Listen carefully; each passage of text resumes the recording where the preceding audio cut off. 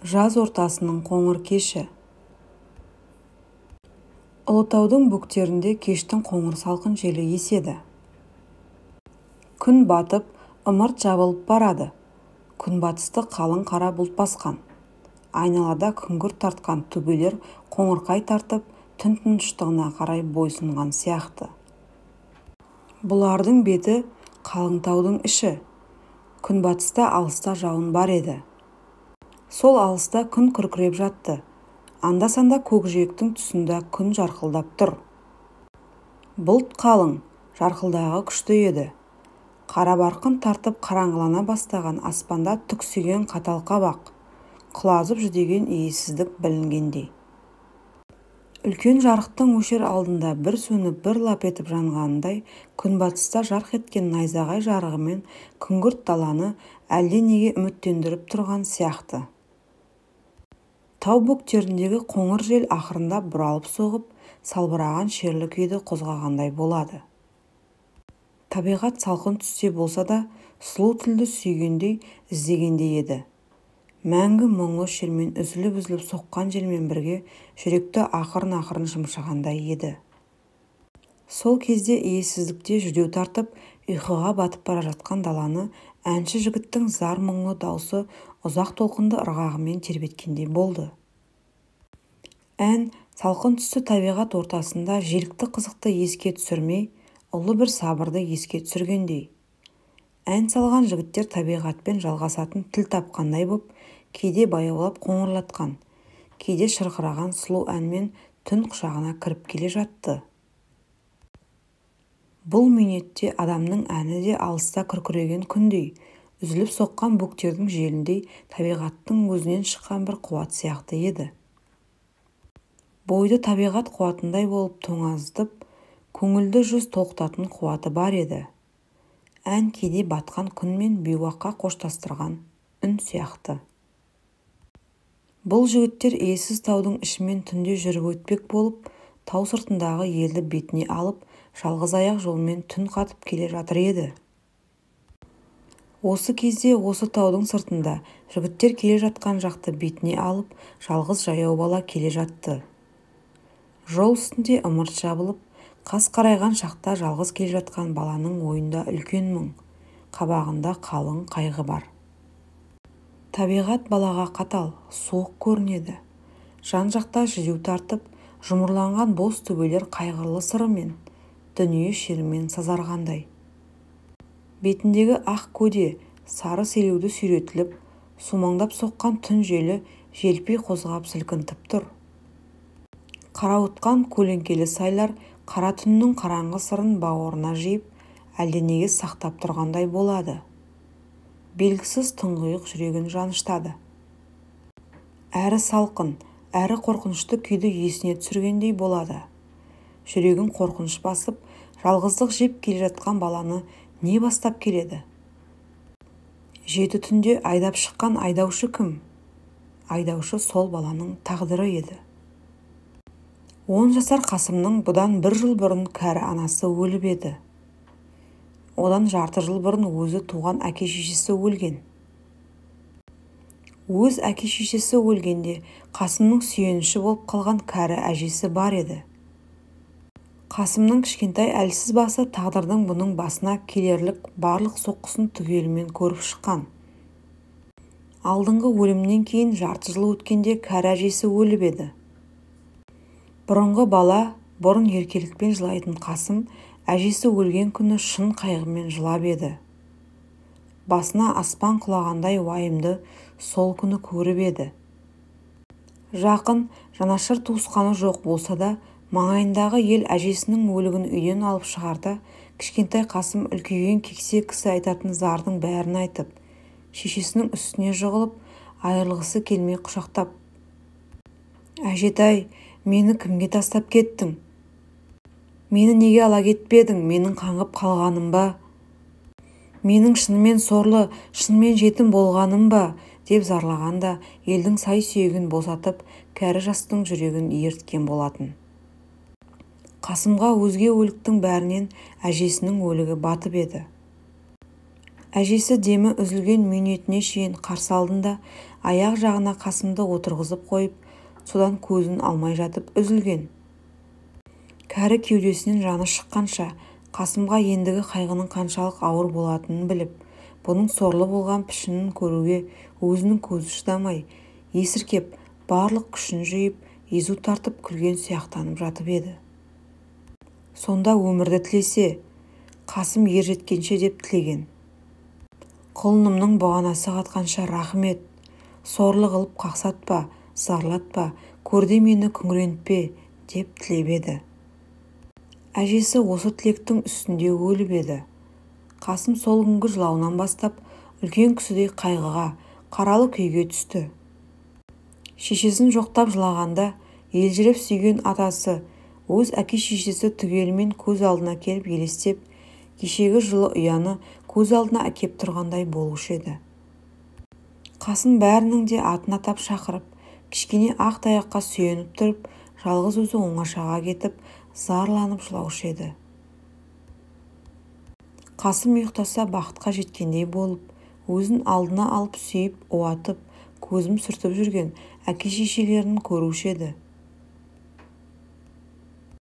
Бәрі де, біз тіріліп келдік, енді өлмейміз. Сен қорғансыз емессің, сен жыламайсың, сенің көз жасың бізді қайта алып келді, деуші еді. Қасым түсінде еркелеп, әжесінің төсін иіскеп, мен неге жылаттың, деп өкпе айтатын.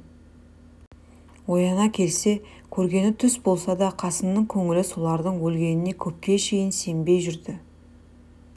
Белгісізден солардан хабар әкелуші бардай, не болмаса біреуі келетіндей, көңіл қиялын сол ой билейді. Бірақ күндер өтті, Қасым жетім болды. Жетімдік бұған өзін барлық соғып пішінінде емін еркін танытты. Қатал тағдыр мықты қолымен қатты ұстады. Күннен күнге өткен сайын әжесі келмейтін болып алыстай бастады. Оның бейіті Ұлытаудың бөктерінде алыста қалды. Ауыл тау асып көшіп кетті. Әжесі тірі болған күн Қасымның көңілінен сұлу сағымдай, жазғытұрғы мамық түсті бұлттай болып, қайта оралмастай болып жоғала бастады. Әжесінің мұны уатып айтатын ертегісі, кешкі мезгілде алдына алып күпісіне орап отырып, тербетіп айтатын сезімді қоңыр әні де жоғалды. Өшті. Қасымның үмітті жарық күні де батты. Әжесі өткен соң жақынымын деп жаны ашыған ие болып шығып, Иса деген ағайыны Қасымды қолына алды. Қасымның әке-шешесінен 30 шақты қой, 10 шақты қара қалып еді. Исаға Қасымның малын берерде жұрт, жетімнің малына қиянат қылма, өзін адам қыл, күт, асыра, жатпа, деп тапсырған болып беріп еді. Исаның балалары көп, малы жоққа жақын кедей болатын. Ұрысқақ долы қатыны Қадиша мен Иса Қасымды алғашқы қолына кіргізіп алысымен, малды өз малындай, өз мүлкіндей баурай бастады. Түнде ел жатқанда жетім қоздай тас бауыр болып қалған Қасым жат ұяда ұйықтай алмай, көрпенің астында үндемей жылап жатқанда Иса мен Қадишаның әңгімесін естіп еді. Сонда олар Қасыммен бірге келген малдың санын асынып, әрқайсысының түсін атап, әне бір көксаулық пен қарабас қойды соғымға жібереміз. Қасқа сиырды сатып, үй ішіне бала-шағаға саудагерден бұл аламыз деп ашыққа салып кеңесіп жатты. Қасымның көрпе астында жылап жатып, мұрнын тартып дыбыс бергенінде оларды бұрынғы әңгімеден тыйған жоқ еді. Қасым осы түннен бастап бар қайғыны ішіне жия бастады. Маңайындағы көрші қатындар, сенімсіз топас шалдар, бала, малыңа ие болуға жарамайсың.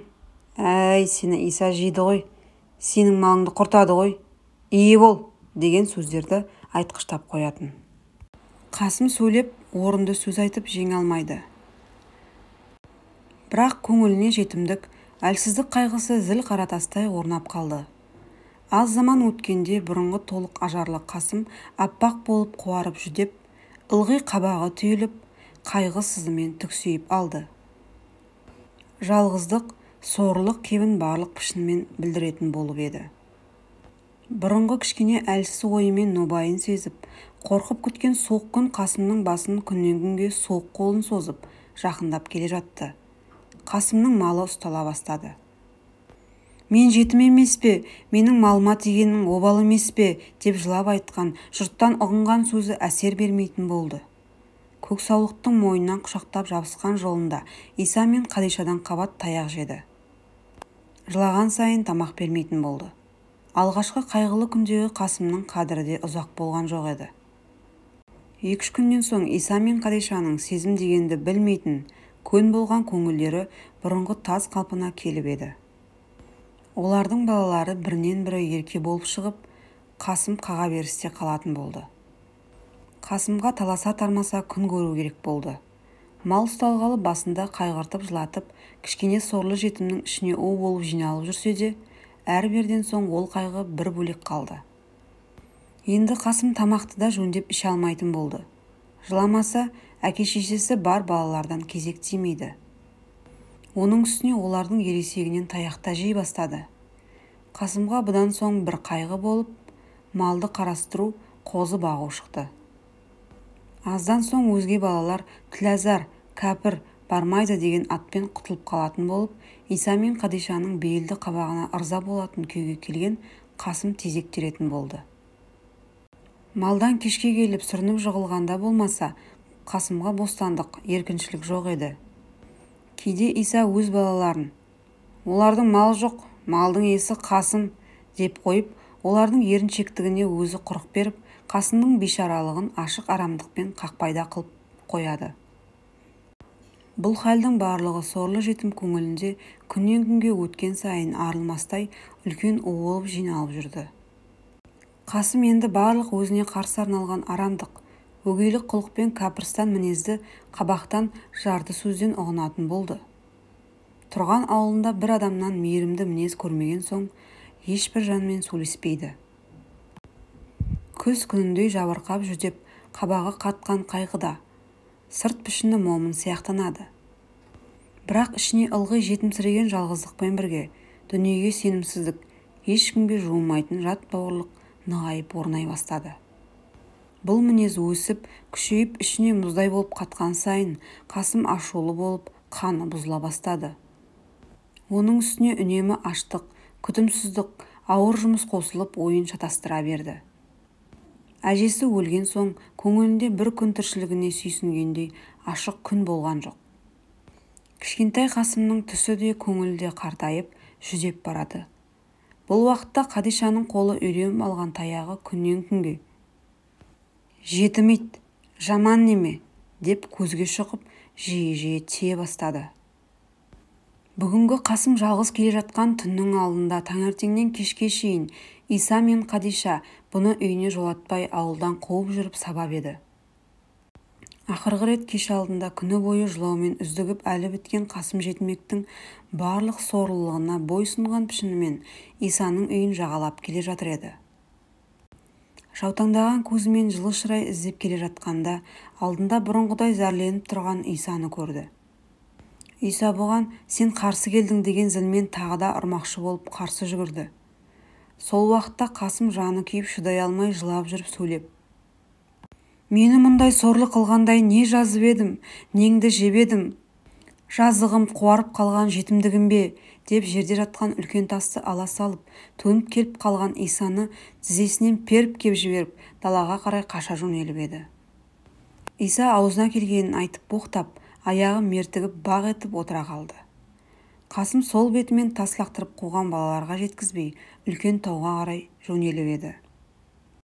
Ауылға енді қайта бара алмайтынын біліп, зарлап еңіреп, әжесі мен атасының атын атап шақырып келе жатқанда, бұрыннан ойлап жүрген бір көмескі ниеті есіне түсті.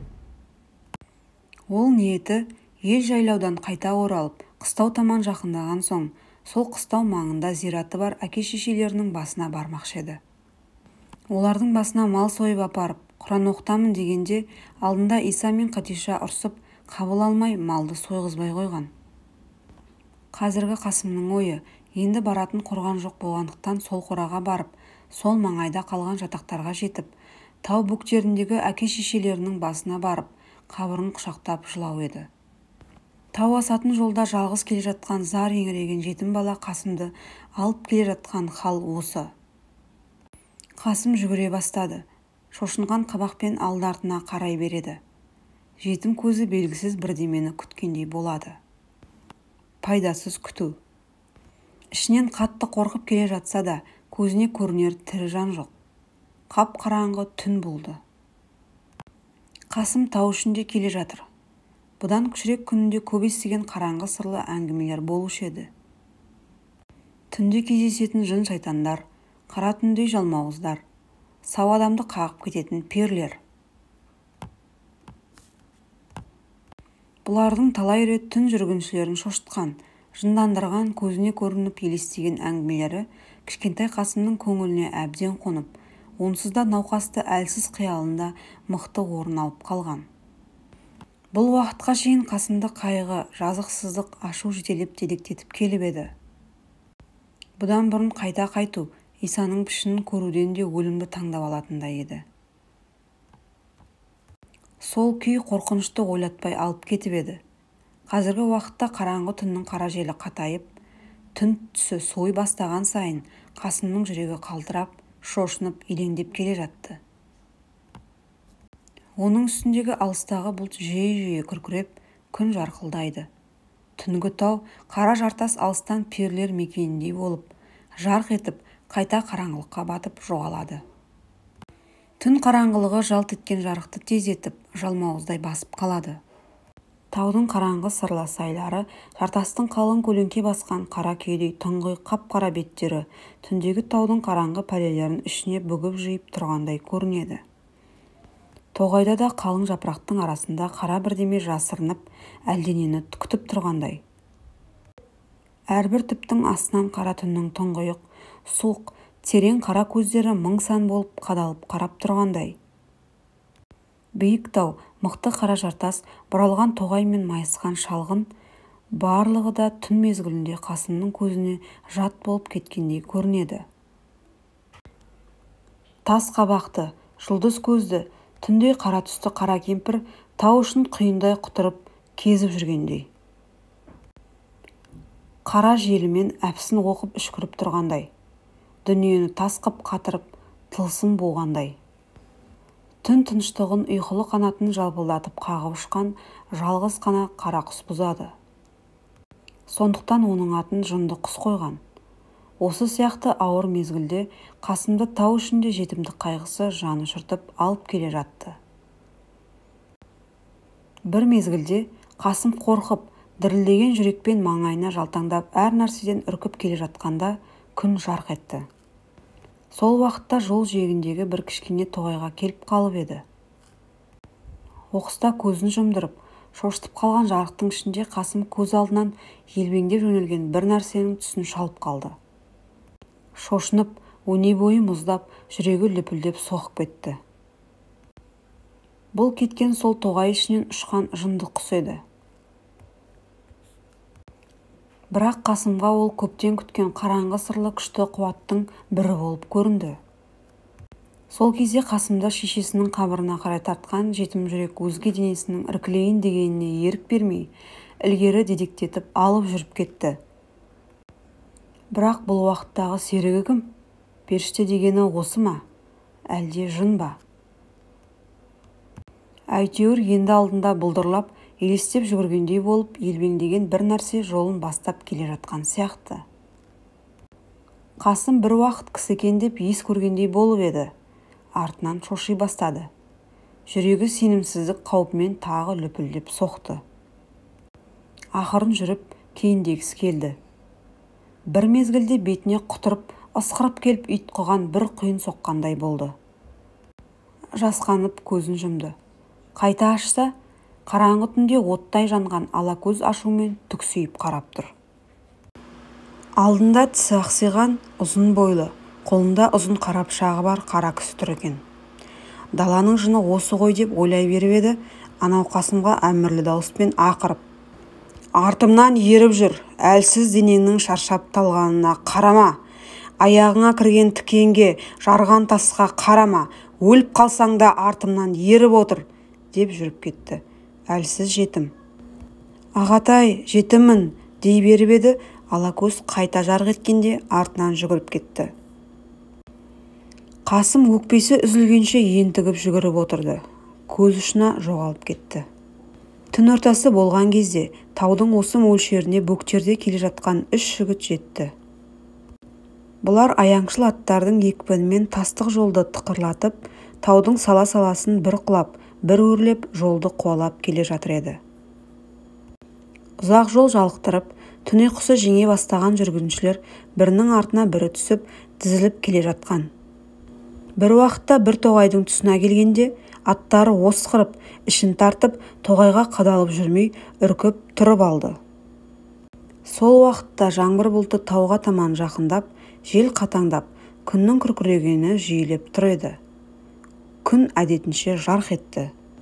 Сонда 3 жолаушы алдарындағы ағашқа сүйеніп жығылып, қатып тұрған баланы көрді. Басында бұлар шошып, аттарда үркіп атып кетсе де, артынан оралып дыбыстап, әлгі жерге қайта келді. Аздан соң аттан түсіп, қасына келіп қараса, жыртық киімді, өңі қып-қу болып, қаннан айырылып жүдеген 10-11 жасар бала екен. Ол өлік. Бірақ денесі әлі түгел мұздап та болған жоқ екен.